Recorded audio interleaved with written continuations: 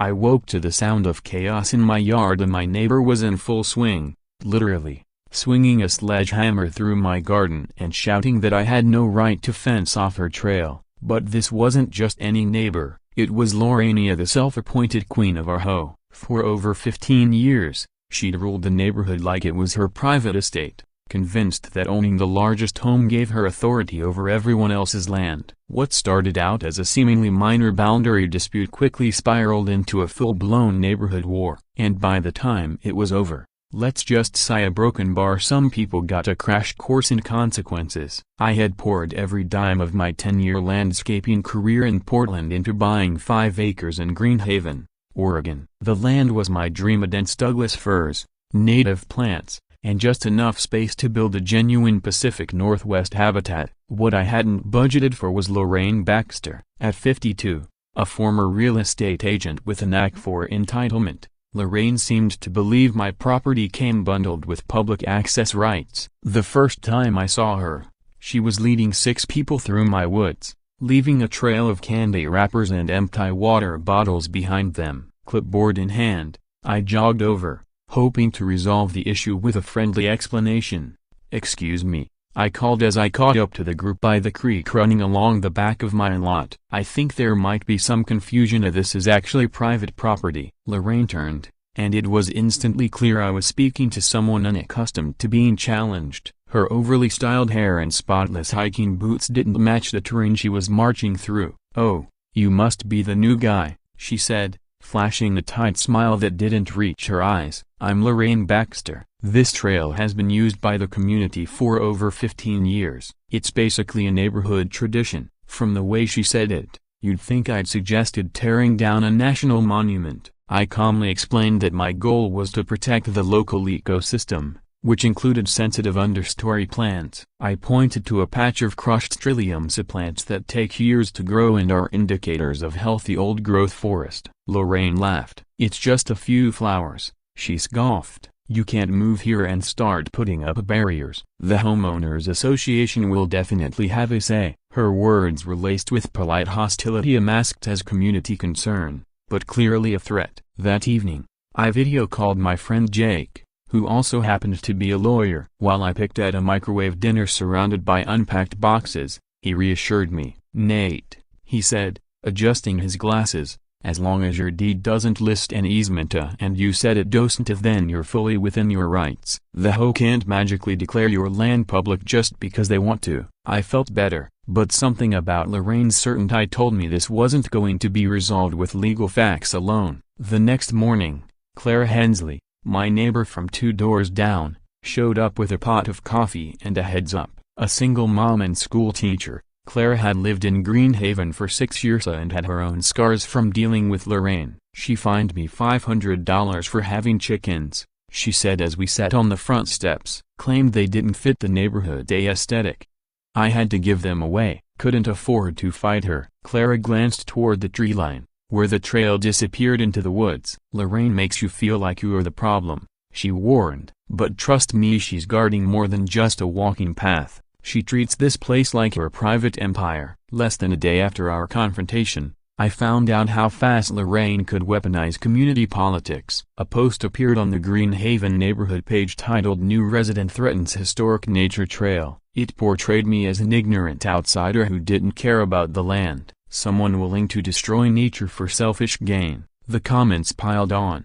Some people have no respect for tradition. Probably some entitled transplant. Bet he's one of those city types who thinks money gives him power. Sipping my morning coffee, I scrolled through the accusations. That familiar knot tightened in my gut, the one that comes with being misunderstood and isolated. But I wasn't a city slicker trying to bulldoze rural charm. I'd grown up in Portland's working-class neighborhoods and spent years saving for this land. I wanted to protect the forest, not fence it off for vanity. The irony was glaring. Lorraine was the one trampling delicate ecosystems while accusing me of environmental harm. That's when I made my first move. I headed to the hardware store, bought a few supplies, and built a simple sign. It read, "Private property and no trespassing." Nothing hostile, just the truth. As I drove the signpost into the soil near the trailhead, I had the strange sense I wasn't just installing a marker, I was drawing a battle line. Later that night, I watched old videos on my phone, time-lapse clips of the trees,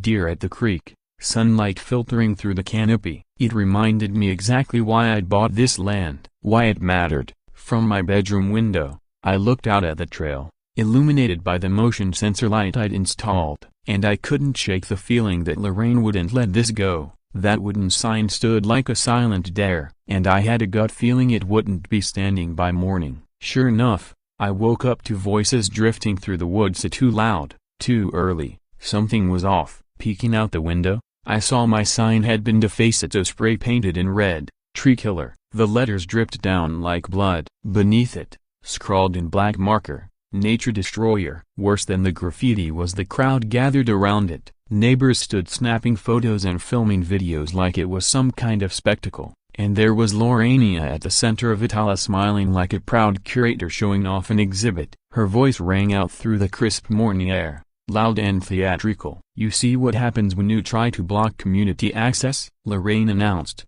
sweeping her arm toward the vandalized sign like a performer unveiling a masterpiece. "People get frustrated. And who can blame them? This is what happens when someone tries to privatize nature." I threw on clothes and stormed outside, each step across the dew-soaked grass fueled by growing anger. The morning fog still hung low near the creek, but whatever peace the early hour offered was obliterated by the bizarre circus unfolding on my property. "Did you do this?" I demanded, pointing at the graffiti-covered sign. My voice came out louder than intended. Lorraine gasped, clutching her chest in mock offense, an act straight from the playbook I was quickly becoming all too familiar with. "Nathan, I'm shocked you'd accuse me of such a thing," she said, her tone laced with righteous indignation, perfectly calibrated for the phone cameras now trained on us. "Clearly, this was done by concerned community members who are upset that you're trying to close off a trail we've all used for years." She delivered her lines with the conviction of a soap opera villain. Anyone listening might think the spray paint had appeared by divine intervention. "Vandalism is a crime," I said firmly, struggling to keep the heat out of my voice. "And just so you know, I've got security cameras set up around the property." That was a total bluff. I hadn't installed any yet, but it worked just for a second. Her smug expression faltered. The crowd had grown to about 15 people now, most of them with phones out, clearly hoping to catch a dramatic viral moment. I saw whispering, sidelong glances of people choosing sides based on a morning performance instead of facts. Lorraine had timed it perfectly, catching the rush of early dog walkers and joggers to stage her spectacle. She wanted an audience, and she got one. That week, the Green Haven HOA held their monthly meeting at the community center, a dull beige building that hadn't seen a proper renovation since the 1980s. It smelled like disinfectant and old carpet. I arrived 15 minutes early, hoping to make my case before the drama could hijack the room. The meeting room was as bleak as I'd feared. Buzzing fluorescent lights overhead, rows of creaky metal chairs, and a drop ceiling that suggested its best days were decades behind it. Lorraine, of course, arrived right on time, flanked by 3 residents I didn't recognize. They carried color-coded folders and expressions of smug determination. This was no spontaneous complaint, as she'd been planning it since the day we met. When the board opened the floor for new business, Lorraine stood with the poise of someone who'd practiced in the mirror. "I'd like to address the concerning behavior of our newest resident," she said, motioning toward me as if I were a defendant in court. "Nathan Brooks has not only blocked access to a trail that's been used for over 15 years, he's made serious accusations against longtime residents without a shred of proof." She painted me as a paranoid outsider, a threat to the neighborhood's harmony. "Some of us were here before these streets were even paved," she went on, her voice rising theatrically. "We've seen what happens when people from outside try to impose their will on a close-knit community." I requested to respond and stood slowly, conscious of 24 eyes fixed on me, some skeptical, some clearly already siding against me. The whole board of 5 middle-aged members who looked like they'd rather be anywhere else sat behind a folding table draped with a vinyl cloth that had seen better days. I laid my property survey across it. "I purchased this land legally and have every right to manage access to it," I began. "This isn't about shutting people out, it's about protecting a delicate native ecosystem from harm." I explained the importance of the understory, the erosion I'd seen along the creek banks, and my background as a landscape engineer. I saw a few faces in the crowd begin to soften, but not all. Then a voice from the back of the room cut through the tension like a blade. It was Walt Grayson. Walt was a 68-year-old retired electrician who lived in a cabin older than the HOA itself. Known for his memory and his no-nonsense attitude, Walt had the respect of people who remembered the neighborhood before it became a battleground for long lengthened mailbox paint. "Funny how Lorraine suddenly worried about the environment," he said, his gravelly voice carrying clearly. 15 years ago, she was the one who convinced the county to let her clear-cut 5 acres of old growth just so she could build that McMansion of hers. Said the trees were a fire hazard, but really, she just wanted more lawn for her garden parties. The room fell utterly silent. A single fluorescent light buzzed. Someone's stomach growled. You could feel the shift in the air, people rethinking everything they thought they knew about this feud. Lorraine flushed a deep shade of red. That was completely different, she snapped, her usual composure cracking. She glanced around the room, searching for backup that wasn't coming. It was for safety reasons approved by the proper authorities after a full environmental review, but the damage was already done. And for the first time since this war began, a broken bar Lorraine looked rattled. People were starting to look at Lorraine differently, questioning the image she'd so carefully crafted as the neighborhood's environmental steward. Walt wasn't finished. "I've still got the old permits, if anyone's curious," he added, voice steady with satisfaction. "Rely opener those environmental assessments. Let's just say it helps to know someone at the county office." His meaning was unmistakable. The fidgeting in the chairs around the room told me Walt's memory was far more inconvenient than Lorraine had hoped. After the meeting, I sat in my truck, watching from the lot as Lorraine and her entourage gathered under the flickering yellow lights. Their hushed, agitated voices drifted through my cracked window. "A broken bar completely undermined my authority. A broken bar. This needs to be handled before it spirals. A broken bar." 20 minutes later, I drove home, mentally mapping my next steps, only to find a bright orange notice tucked under my windshield wiper like some ridiculous parking ticket. A $500 fine from the HOA. The violation? Unauthorized signage without board approval. I laughed out loud in my driveway. The pettiness was so transparent it was almost comical. If Lorraine thought this would make me fold, she had no idea who she was dealing with. That night, I ordered materials for a proper wooden fence, elegant, within regulations, and completely by the book. 2 weeks later, I was out installing cedar posts with help from a contractor I'd hired for $300 a day when I noticed unusual activity on the street. Cars I didn't recognize lined the curb, a white van with a satellite dish, a sedan with press plates. People with professional cameras and equipment hovered near the edge of my property. I heard it before I saw it. Microphones being clipped, tripods adjusted. A television interview was happening on my lawn. Lorraine had brought in the local news. Channel 7's Chipper morning host, dressed in a banana yellow blazer that probably cost more than my monthly food bill, stood next to Lorraine in front of my half-built fence. It looked like they were covering a natural disaster. I stayed out of sight and recorded everything through my kitchen window. Words drifted in: community heritage, environmental destruction, outside interests, and my favorite, property rights versus community values. Lorraine had clearly memorized every line. She delivered her speech with polished, trembling sincerity, gesturing toward the fence like it was a scar on the face of humanity. What the cameras didn't catch was Dylana, her 28-year-old son, adjusting his ring lights and phone mounts like he was prepping a TikTok set, not a news segment. And then, something in me snapped. I surprised even myself when I opened my own video app and went live for the first time ever. "Hi, everyone. Nathan Brooks here. Let me show you what's really going on with this so-called community heritage trail," I said, flipping my camera and walking toward the creek. What followed was part nature documentary, part call to action. I filmed every candy wrapper, every crushed sapling, every muddy footprint chewing away at the creek's edge. I pointed out the native plants struggling to survive and the deepening erosion from years of neglect.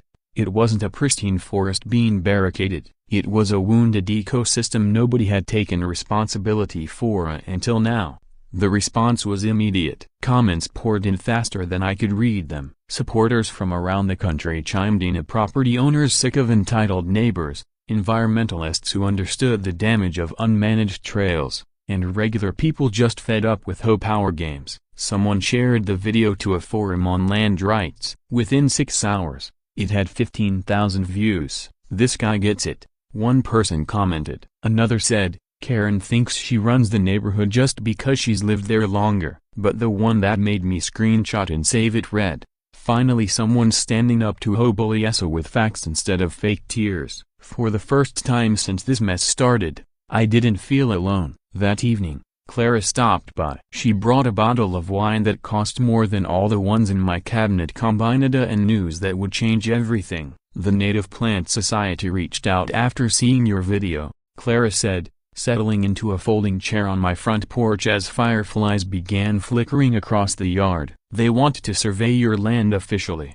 Apparently, you've got some rare understory species here, ones that indicate old-growth forest conditions, the kind that existed long before white settlement." She showed me her phone and email from Dr. Jennifer Martinez, the Society's president. A PhD in forest ecology, Dr. Martinez wanted to document what I was protecting. "If they verify it," Clara said, "this stops being just a property rights issue. You become a conservation steward defending a critical habitat. It adds serious environmental and legal weight." We sat in silence as the sun melted behind the Douglas firs, casting orange and pink streaks across the sky. I remembered why I'd fallen in love with this land in the first place. Maybe this wasn't just about fences or neighbors anymore. As a pair of deer emerged from the trees and dipped their heads into the creek, I realized, this was about something bigger. About defending a piece of the natural world that couldn't speak for itself. About standing up to people who used environmentalism as a prop while trampling the real thing. The wine helped, but it was more than that. For the first time, I felt supported, seen. There were others who understood what I was trying to do, and they cared about more than just neighborhood politics. But Lorraine wasn't finished. 3 days after my live stream made its modest splash online, modest by internet standards, but explosive for suburban Oregon, I got a certified letter that made my stomach turn before I even opened it. Peterson, Williams Associates, attorneys at law. Inside was a formal legal notice accusing me of harassment, defamation, intentional infliction of emotional distress, and ironically environmental destruction. The demands were outrageous: remove my fence, stop all alleged intimidation tactics, and pay damages for the irreparable harm I had supposedly done to community cohesion. The language was thick with legal jargon: tortious interference, punitive damage, as it clearly meant to intimidate. It was a shot across the bow, a warning that I was going up against people with money, connections, and a willingness to fight dirty. The most striking part wasn't the accusations. It was how fast Lorraine had escalated from social media spin to full-blown legal warfare. This was no longer just about a walking trail, it was about control. Who got to decide how our community was shaped, and who was allowed to stand in the way? The letter gave me 10 days to comply or face aggressive legal action. As I read the fine print, my hands were steady, but my mind raced. That night, I dug into Peterson Williams' history and found something revealing. They were a small local firm, specializing in real estate disputes. But more telling was what I found in the newspaper archives. They'd represented Lorraine during her divorce 3 years ago, helping her hold on to significant assets in a contentious split. I didn't sleep much that night. I spent the evening installing actual security cameras around the perimeter, real ones this time, not the empty shells I'd used during the HOA standoff. Something told me this legal threat was just the beginning, a prelude to something deeper and more orchestrated. And I was right. The next morning, as I reviewed the overnight camera footage, something strange caught my eye. I paused, rewound, zoomed in. 2:15 a.m. There was Dylan Lorraine Soda on my property, holding a cardboard sign and a small shovel. The footage showed him planting something near the rare Pacific bleeding heart plant site featured in my video. I hiked out immediately. There it was, a professional-looking sign staked into the earth. Rare native species, a do not disturb. The exact spot Dylan had been seen digging. My first instinct was to call the police, but something about it felt a broken bar, too perfect, too obvious. Why would Dylan be planting conservation signage on my land after weeks of his mother accusing me of harming the environment? It smelled like a setup. So I left everything untouched and waited. Sure enough,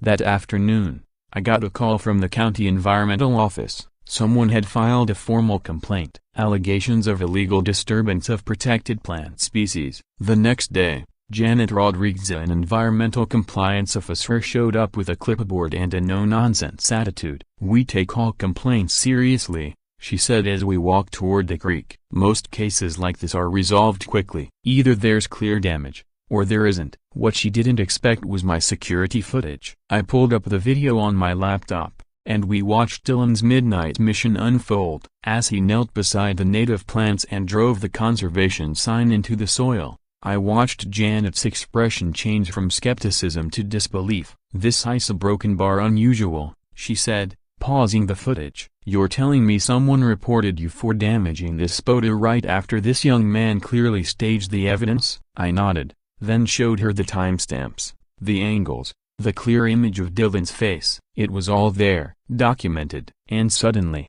Lorraine's campaign of control had a very real credibility problem. The area Dylan had tampered with wasn't even near the fence line. Janet took meticulous notes and dozens of photos, her tone growing warmer as she wrapped up her inspection. "Mr. Brooks," she said with a rare smile, "in 15 years of environmental compliance work, I've never seen someone document their innocence this thoroughly. The plants are clearly thriving, your construction site is well over 50 feet from any sensitive growth, and you have crystal clear video proof of someone staging evidence." As Janet was finishing up, Walt Grayson appeared at the edge of my property, waving a manila folder. "Figured you might want to see this," he said, strolling up to the porch. Inside were photocopies of documents he'd dug up at the county clerk's office, old property surveys, logging permits, environmental assessments, everything going back to 2005. "Spent a little time at the courthouse yesterday," Walt said,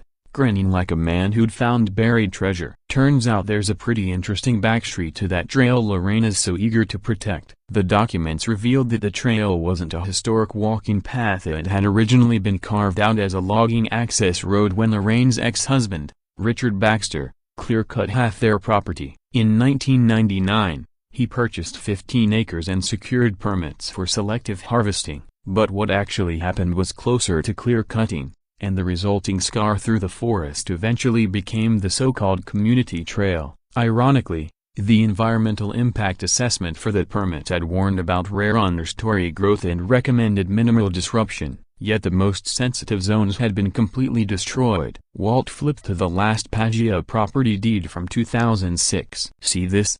he said, pointing to a line buried in the divorce settlement. Richard and Lorraine explicitly signed away any future claim to the trail. That evening, I decided it was time to go on the offensive with a little strategic theater. Clara and I staged a fake interview for a live stream. She stood behind the camera, asking scripted questions like a reporter from a conservation-focused news site, and I answered as if I were being profiled. The real goal? To draw Lorraine out. I knew she monitored my social media religiously. Sure enough, 20 minutes into the interview, I spotted her crouched behind the tree line, clearly trying to eavesdrop. Speaking loudly enough to be heard from a distance, I said, "What people need to understand is that this isn't just about a trail.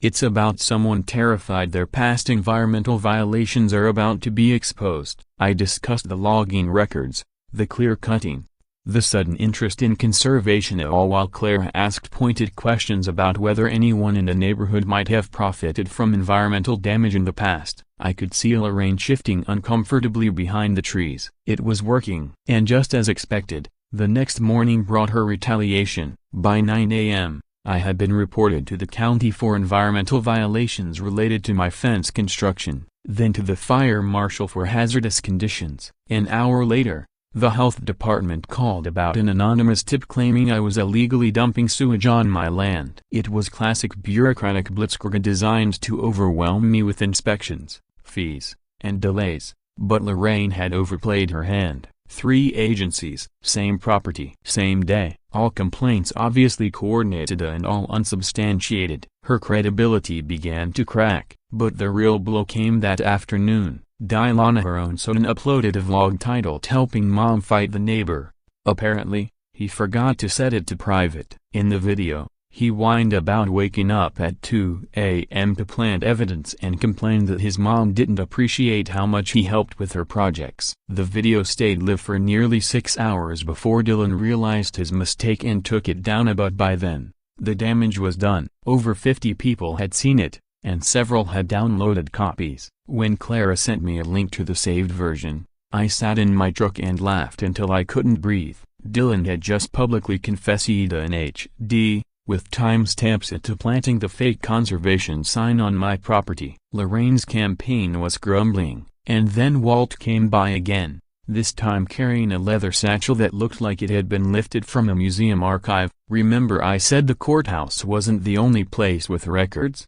he said, lowering himself into a chair in my kitchen with the look of a man who'd cracked a century-old riddle. "Well, I paid a visit to the Historical Society, found something that's gonna make Lorraine very uncomfortable." He pulled out a delicate hand-drawn map, dated 1886, with official county survey markings still faintly visible. It showed the original boundaries from when the land was first parceled for homesteading. The trail, clearly marketed but not as public property. "This," Walt said, tapping the map, "was a private hunting trail, seasonal use only. It was made by the original owner to access blinds near the creek during deer season. Never meant for public use. Never designated as a community path." I read the margin notes, which confirmed everything. No public right-of-way, no shared easement, no historical precedent. "Lorraine's been lying about the trail's origins from the very beginning," Walt said. "There's no legacy here, just long-ignored trespassing." That night, I submitted a formal request to be added to the next home meeting agenda, and when the notice went out, I could practically hear Lorraine panicking through the grapevine. According to Clara, she spent the entire week making frantic calls trying to rally support, sway board members, and salvage the narrative she'd so carefully built. But the walls were closing in. Lorraine had started scrambling. She was calling anyone she could think of who might remember anything about the property's history. Clara couldn't stop laughing as she told me Lorraine had even called my ex-mother-in-law, asking if she recalled any community trails from her time living in the neighborhood back in the 80s. The poor woman thought Lorraine was doing genealogy research. The night before the home meeting, I meticulously prepared my presentation. I had everything: Walt's historical map and records, the county's environmental assessments, Janet Rodriguez's inspection report clearing me of any violations, and printed stills and transcripts from Dylan's incriminating video. Each document was placed in a plastic sleeve, with copies organized neatly in binders for every board member. If I'd learned one thing from my first experience, it was this: being right wasn't enough. You had to be calm, prepared, and impossible to dismiss. By the time I finished rehearsing my talking points, I wasn't nervous, I was energized. For the first time in this mess, I had control. The meeting room at the community center was packed, standing room only. Apparently, nothing drew a crowd like neighborhood drama over land rights. Lorraine arrived with a folder of her own and a smile that didn't quite reach her eyes. She looked more strained than usual, her air of authority faltering. Still, she tried to play to the crowd. "Looks like we're finally going to get to the truth about this situation," she said loudly, scanning the room like a candidate on a debate stage. When it was my turn, I walked up with confidence. I started by projecting the 1886 survey map onto the community center's dusty overhead screen. Conversations stopped as the faded ink and delicate hand-drawn notations appeared on the wall. "This is the original county survey," I began. "It clearly shows the trail cutting across my property was private and only for seasonal hunting access. Not a public trail, not a shared easement, just private land, used privately, since 1886. I took them step by step through every piece of evidence: the logging permits showing Richard Baxter's aggressive clear-cutting, the ignored environmental violations, the inspector's report clearing my name, and the fabricated conservation sign." It was methodical and undeniable. But Lorraine wasn't finished. With dramatic flair, she stood and held up a paper. "That's all very interesting history," she said, but I have current documentation as something that supersedes anything from the 1800s. She held aloft a certificate bearing the county seal. "This is a trail easement designation filed just last month," she said. "It formally recognizes the path through Nathan's property as a community asset. The county has the right to designate public access on private land if there's a history of long-standing use and community need." The room buzzed with murmurs. Board members passed the document around, studying the seal, reading the legal language. My heart sank for a moment. Had she actually pulled it off? Had she worked the system and found a way to legalize her trespass?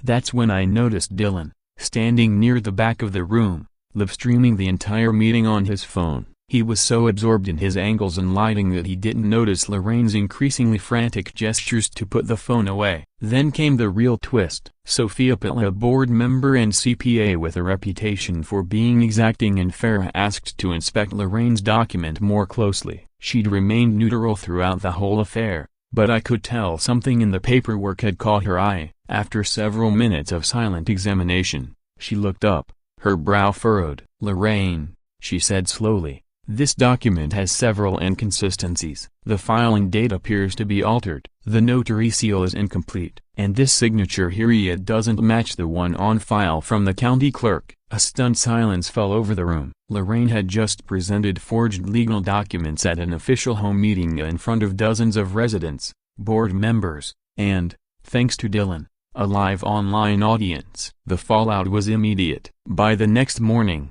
social media was flooded with clips from the meeting. The exact moment Sophia exposed the forgery was shared repeatedly, but the real bombshell dropped 2 days later. I woke up to a flood of notifications. Dylan had posted a nearly hour-long video titled "The Truth About My Mom and the Neighbor War," and it was spreading fast. The video was filmed in Lorraine's living room, lit like a professional setup, clearly not Dylan's first attempt at viral content. "I'm done protecting someone who doesn't appreciate what I do," he began, his voice trembling with a mix of anger and relief. "You guys have no idea what it's like living with Lorraine Baxter. She's been planning this whole thing from day one, and I'm tired of being her little helper." What followed was a brutal, detailed confession. Dylan admitted to planting the fake conservation sign at night. He described how Lorraine coordinated social media attacks, told neighbors what to say in complaints, and most damning, how she created the forged trail document. Halfway through,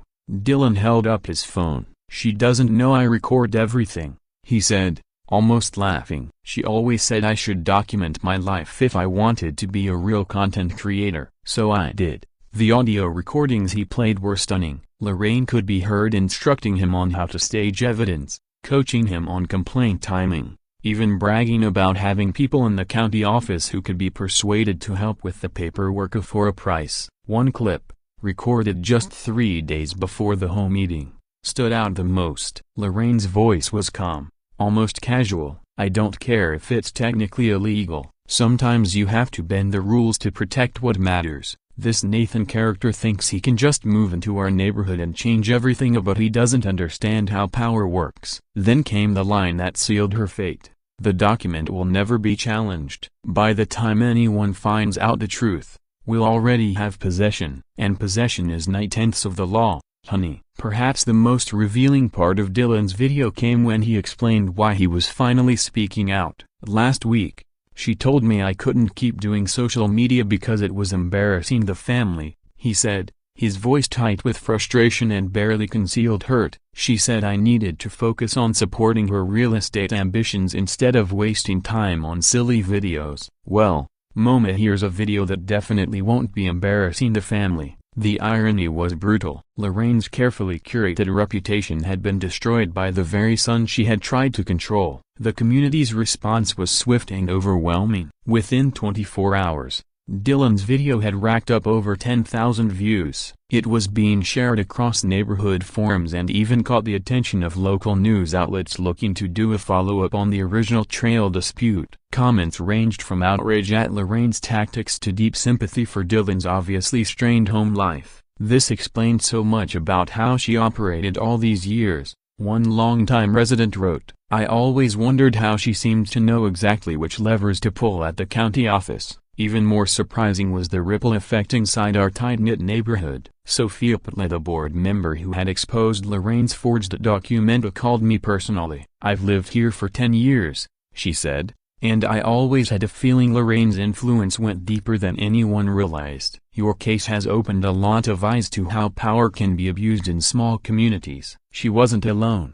Over the next week, I got calls and doorstep visits from neighbors I'd never even met, each one sharing stories of Lorraine's intimidation, manipulation, and behind-the-scenes maneuvering. Clara summed it up best. She stopped by that weekend with a plate of homemade cookies and the latest neighborhood gossip. "It's like everyone's been holding their breath for years," she said, settling into the porch swing. Afraid to challenge the queen bee, Dylan's video gave people permission to finally speak up. She showed me a new online forum that had popped up practically overnight, a Green Haven without drama. It already had over 60 members sharing HOA rights resources, organizing legal consultations, and discussing community reform. "You've started something bigger than just defending your property," Clara said with a knowing smile. The timing of Dylan's video couldn't have been better. The county had just wrapped up its investigation into the trail dispute and the forged documents. Their ruling was imminent, with Dylan's recordings providing undeniable evidence of fraud and manipulation.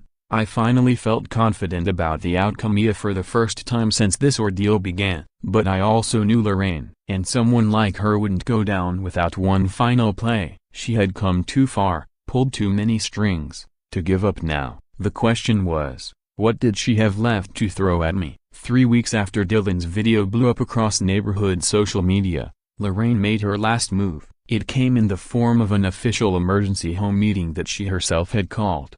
The notice was curt and ominous. "Final resolution of trail access dispute, a community vote required." Despite everything of the exposed lies, the forged documents, the viral confession, Lorraine was making one last stand. HOA bylaws allowed her to force a community-wide vote on whether to pursue legal action and attempt to establish the trail as a public easement. It was a desperate move, but I wasn't underestimating her, not anymore. The community center was bursting with people that night. Cars lined the streets for blocks, and residents stood packed against the walls when the folding chairs ran out. Local news crews hovered in the back, drawn by the viral drama that had turned sleepy Green Haven into a spectacle. Lorraine arrived right on time, dressed in her sharpest power suit and carrying a legal-looking briefcase that screamed expensive attorney. But something had changed. The usual air of command was there, but just beneath it, I saw it. Desperation. "Neighbors and friends,"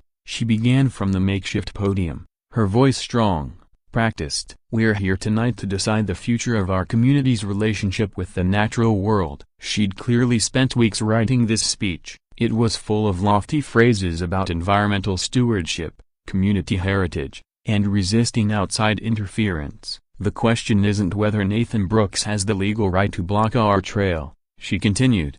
"It's whether we, as a community, are willing to let arbitrary property lines dictate our access to the nature that defines our lives." Some heads nodded. Lorraine had always been gifted at framing complicated issues in emotionally resonant terms. Then she made her fatal mistake. From her briefcase, she dramatically pulled out what she claimed was a newly uncovered document from County Archives, one signed by 3 former property owners, supposedly establishing a community easement on what was now my land. "This document," she declared, holding it high, "predates Nathan's ownership by 15 years and carries the full force of law." I had been waiting for this. As she waved her latest piece of document theater in front of the board, I silently connected my laptop to the community center's projection system. Without a word, I hit play. On screen, Dylan's voice rang out loud and clear. The exact moment Lorraine was caught on tape, casually explaining how to forge paperwork with help from her ex-husband. Her voice echoed through the packed hall.